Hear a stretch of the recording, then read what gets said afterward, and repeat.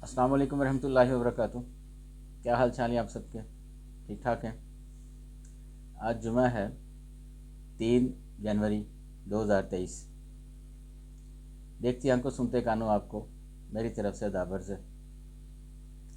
अखबार की तरक्की और तरवीज और उसकी अहमियत को उजागर करते हुए today's news with Rana Imran के साथ हाजिर हूँ।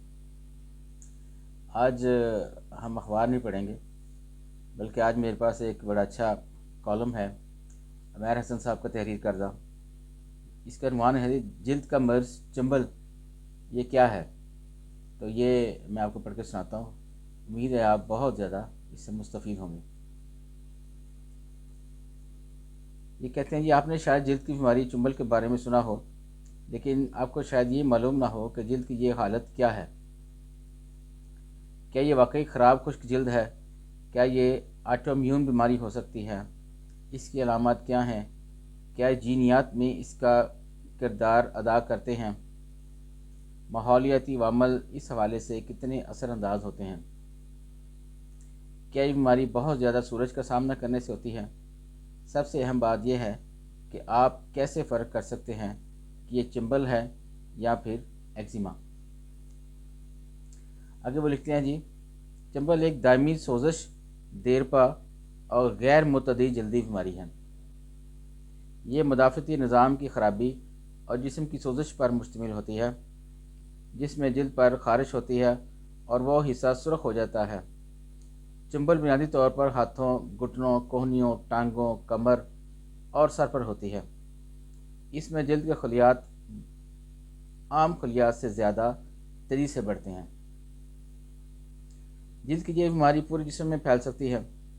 इस आम दायमी जिल्द की बीमारी का कोई इलाज नहीं है। चंबल चंद हफ्तों या महीनों तक ज़ाहिर होती है, फिर कुछ अरसे के लिए सुस्त हो जाती है। अगर लिखते हैं चंबल की अलामत। चंबल की अलामत सब के लिए यकसा नहीं होती। इन अलामत में शामिल हैं सुरख, खुरदरी, खुश्क, फटी हुई या खून बहने वाली जिल्द, खारश, जलन या जिल्द में ज़ख़म, कमर या गर्दन में दर्द, पाँव में दर्द, आँखों में दर्द या लाली और थकावट, नाखून में तब्दीलियों जैसे गाढ़ा होना, ढीला होना या रंग में तब्दीली, जोड़ों में से किसी में सूजन, सख्ती या दर्द, उंगलियों, कलाइयों, घुटनों वगैरह में, जिल्द या जोड़ों की कोई भी नई अलामत, चाहे वो हल्की हो या गैर मुतल्लक मालूम हो। सुरख खुजली, छोटे पैमाने के सफ़ेद धब्बे ज़्यादातर बच्चों में होते हैं। दीगर इशारे जो आपके मालिज को इलाजी तशख़ीस करने में मदद कर सकते हैं, इनमें शामिल हैं। आपकी जिल्द की ये अलामत कितनी बार होती हैं, वो आम तौर पर कितनी देर तक रहती हैं, और आया वो आती जाती रहती हैं या हमेशा मौजूद रहती हैं। जिल्द की अलामत कितनी हल्की या शदीद होती हैं। अलामत आपके जिस्म पर कहाँ ज़ाहिर होती हैं। आपको जोड़ों में दर्द, सूजन या सख्ती कितनी बार होती है और यह कैफियत कितनी देर तक रहती है। आपको जोड़ों का दर्द 1 से 10 के पैमाने पर कितना शदीद है। 1 हल्का, 10 बहुत ज़्यादा। कौन से जोड़ या जिस्म के हिस्से दर्द से ज़्यादा मुतासर या मुतवज़्ज़म या सख्त होते हैं।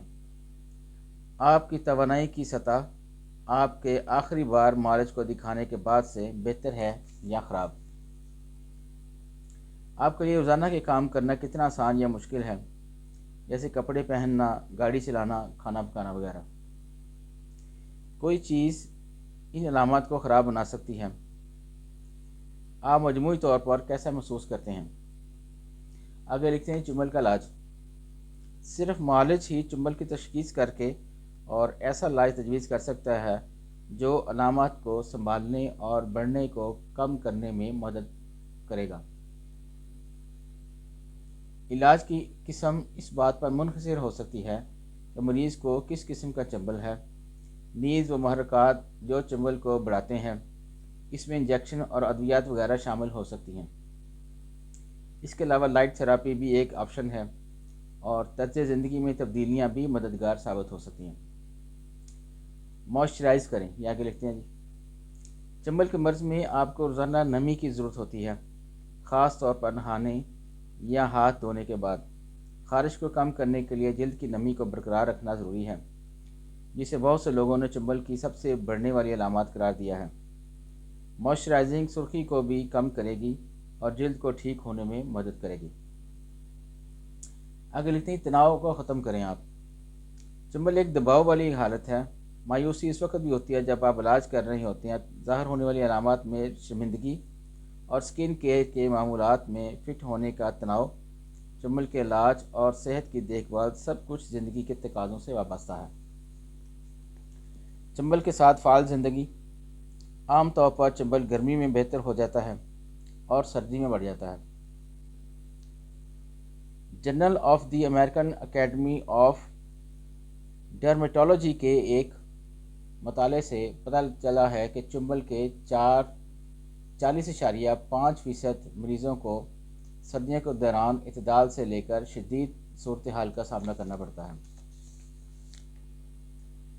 موسم گرما۔ سورج کی روشنی کی بدولت چنبل کے شکار لوگوں کے لیے موسم گرما باہر جانے اور کھیلنے کا بہترین وقت ہے۔ اعتدال پسند کھانے کے ساتھ یہ جلد کے خلیوں کی زیادہ پیداوار کو سست کر دیتا ہے، جو کہ اس مرض سے لڑنے میں کلیدی حیثیت رکھتا ہے۔ ایک اور بڑی وجہ نمی ہے، جو جلد کو نم رکھتی اور خارش کو کم کرتی ہے۔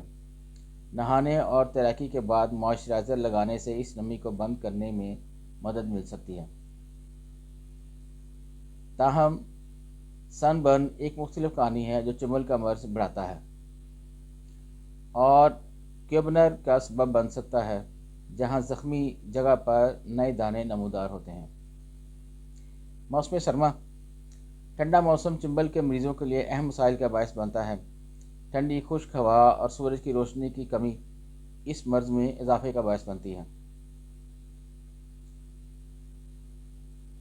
ماحول میں نمی کی کمی کا مقابلہ کرنے کے لیے ماہرین تجویز کرتے ہیں کہ گھر کے اندر ہیومیڈیفائر فائر کا استعمال اگر ممکن ہو تو طویل وقت گرم پانی اور زیادہ نہانے سے گریز کریں۔ کاٹن جیسے قدرتی لباس پہنیں اور ایسے کپڑے پہننے سے گریز کریں جو جلن کا باعث بنے، جیسے اون۔ اس کے علاوہ جتنا ہو سکے موئسچرائزر کریں۔ لوشن، کریم، تیل اور پیٹرولیم جیلی نہانے کے بعد اور سونے سے پہلے لگائیں۔ معالج چنبل کے لیے خاص موئسچرائزر تجویز کر سکتا ہے۔ موسم سرما میں سنگین حالات کے لیے فوٹو تھراپی کے ذریعے بھی چنبل کے مرض کو الٹرا وائلٹ لائٹ فراہم کی جاتی ہے، جس سے سرخی اور خارش کم کرنے میں مدد ملتی ہے۔ اگر لکھتے ہیں کہ سال بھر کی مشقیں، کہ آپ سال بھر کیا کیا کریں تو اس مرض سے آپ چھٹکارا پا سکتے ہیں۔ موسم جو بھی ہو، صحت مند طرز زندگی چنبل کے مرض کو قابو میں رکھنے کے لیے کافی مدد کرتی ہے۔ اس پر قابو پانے کے لیے متوازن صحت بخش غذا کھائیں اور بہت زیادہ پانی پئیں۔ رات کو بھرپور اور پرسکون نیند لیں۔ جتنا ہو سکے تناؤ کو کم کریں، یعنی ڈپریشن کو حاوی نہ ہونے دیں۔ تمباکو نوشی اور سیکنڈ ہینڈ سگریٹ نوشی سے پرہیز کریں اور روزانہ ورزش کریں۔ پیدل چلیں، سائیکل چلائیں، تھوڑی بہت ورزش گھر میں ہلکی پھلکی کریں، جس کے لیے آپ کو کوئی بھی ٹائم دن میں مقرر کر سکتے ہیں، لیکن یہ بہت ضروری ہے۔ آج کے لیے بس اس طرح ہی جی، اجازت چاہوں گا۔ اللہ حافظ۔